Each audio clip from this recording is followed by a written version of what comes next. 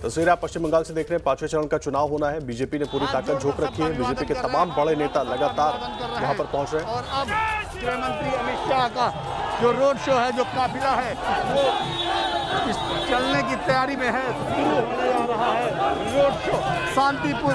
शांतिपुर विधानसभा से यहाँ के लोकसभा सांसद जगन्नाथ सरकार कैंडिडेट हैं, जो जगन्नाथ सरकार। हेलो।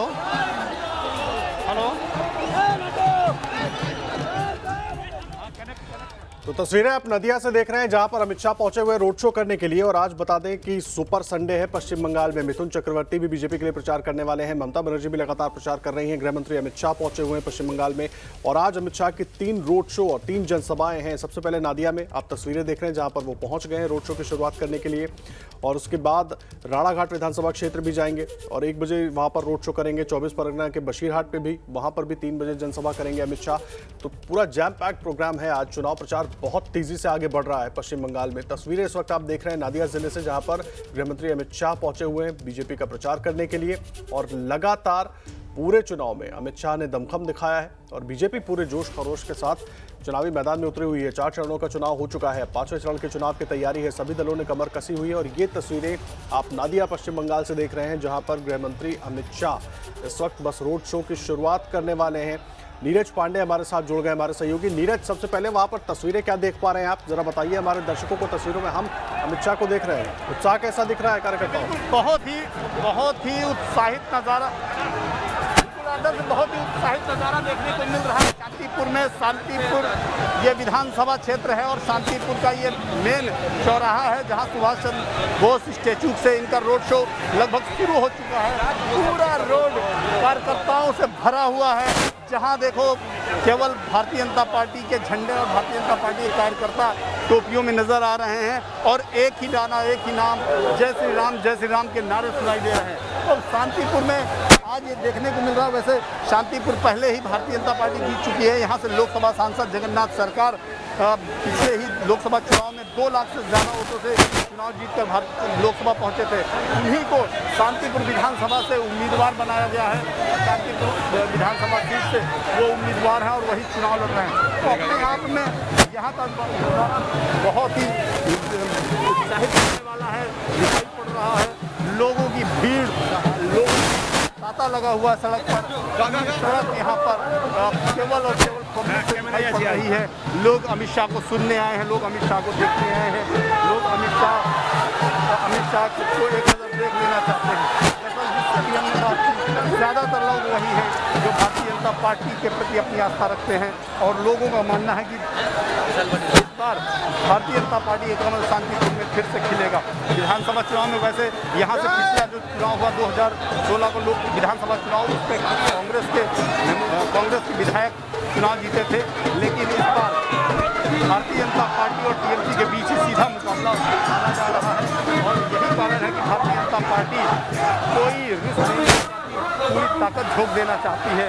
और वो लगातार गृहमंत्री अमित शाह अपने कार्यकर्ताओं के लिए, अपने कैंडिडेट्स के लिए इस तरह के रोड शो कर रहे हैं, इस तरह के कार्यक्रम कर रहे हैं, ताकि लोगों का जो रुझान है वो भारतीय जनता पार्टी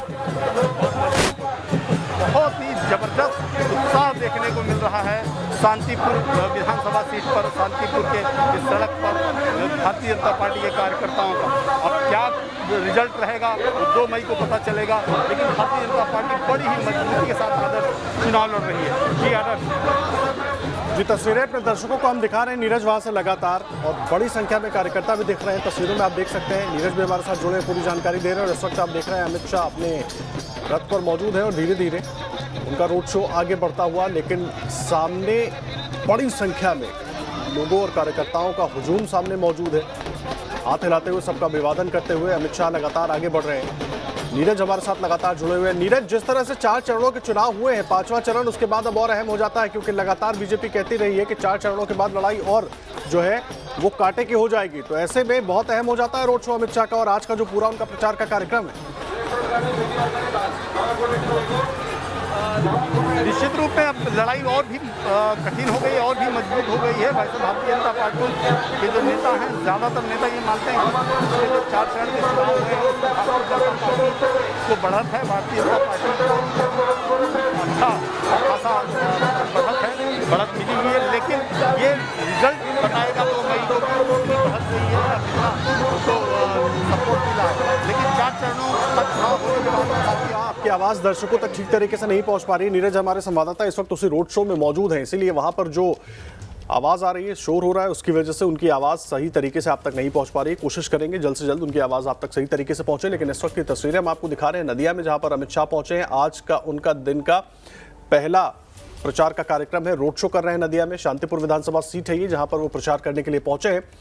और इसके बाद भी अमित शाह की 2 और रोड शो होंगे और 3 जनसभाएं होंगी। ये लगातार हम आपको तस्वीरें दिखा रहे हैं। बड़ी संख्या में कार्यकर्ता मौजूद हैं, बड़ी संख्या में लोग मौजूद हैं। सब अमित शाह को देखने के लिए वहां पर जुड़े हुए हैं, उनको सुनने के लिए। नीरज हमारे साथ लगातार जुड़े हुए हमारे सहयोगी। नीरज, तस्वीरें देख रहे हैं हम, बड़ी संख्या में कार्यकर्ता, बहुत ज्यादा लोग मौजूद हैं वहां पर, उत्साहित दिखाई दे रहे हैं। जी बिल्कुल आदर्श, बहुत ही बेहतरीन नज़ारा यहाँ देखने को मिल रहा है। जबरदस्त उत्साह है भारतीय जनता पार्टी के कार्यकर्ताओं में। जहाँ देखिए केवल सर दिखाई, आप देख रहे होंगे सीधी तस्वीरें एबीपी न्यूज़ दिखा रहा है, केवल झंडे और लोगों के सर दिखाई पड़ रहे हैं। ये शांतिपुर में भारतीय जनता पार्टी ने अपनी पूरी ताकत झोंक दी और आपको बस यही नज़ारा पूरे प्रदेश में देखने को मिल रहा है। और आपने एक बहुत महत्वपूर्ण सवाल पूछा था, उसका जवाब मैं दे दूँ। दरअसल भारतीय जनता पार्टी के नेताओं से जब भी बात करते हैं तो उनका यही मानना है कि भाजपा 4 चरणों में बहुत आगे है, लेकिन उनका कहीं से भी वो अपने जो चुनावी कार्यक्रम है उसको ढीला नहीं पड़ने देना चाहते।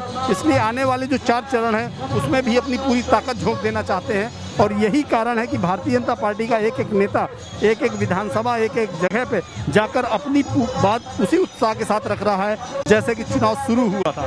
तो ये एक बहुत महत्वपूर्ण बात है और एक किसी भी पॉलिटिकल पार्टी के लिए ये बहुत ही ज़्यादा महत्वपूर्ण हो जाता है कि आप अंतिम क्षण तक एक सीट के लिए जूझते रहें, अंतिम क्षण तक एक सीट के लिए लड़ाई लड़ते रहें। तो वही चीज़ यहाँ पे भारतीय जनता पार्टी की तरफ से दिखाई पड़ रही। भारतीय जनता पार्टी के जो लीडर्स हैं एक सीट पर एक विधानसभा क्षेत्र में जाकर कोशिश कर रहे हैं कि उसे जीता जाए और कहीं भी किसी भी सीट पर ढीली नहीं रखना चाहते हैं पकड़।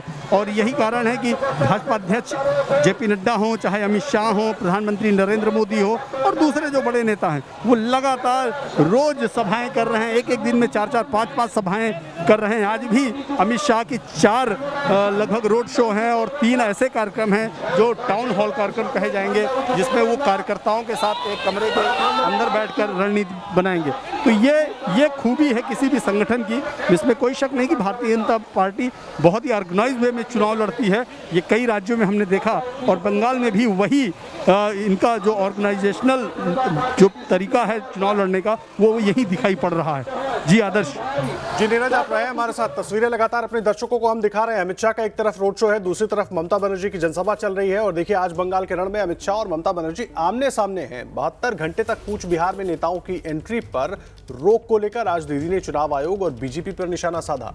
दीदी ने कहा कि चुनाव आयोग का नाम बदलकर मोदी कोड ऑफ कंडक्ट कर देना चाहिए। ये हमला दीदी ने किया बीजेपी के ऊपर। Systems cannot be changed.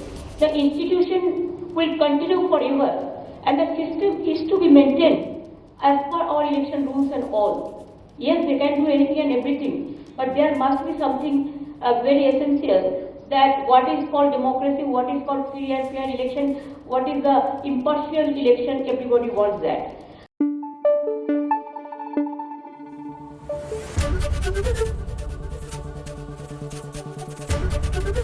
ABP news आपको रखे आगे।